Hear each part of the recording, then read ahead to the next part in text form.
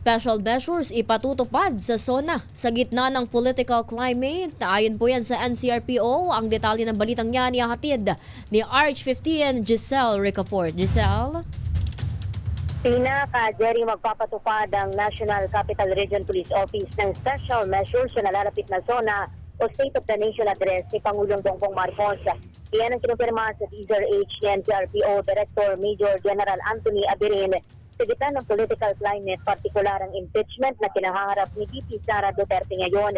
Ayon sa Regional Director, magdaragdag sila ng deployment na sisiguro sa maayos at mapayapang ika-4 na zona sa July 28. Nasa 17,000 pulisanya mula sa Hanay ang ipagkasalat kabilang na yung mga nagatoka sa police visibility at anti-criminality. Wala pa yung mga augmentation.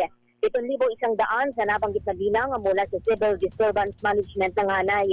Sinabi pa ni Adelina patuloy yung kanilang coordinating conference ngayon kabilang o kasama yung iba't iba pang ahensya ng gobyerno upang maplansya ang ilalatag na security measures.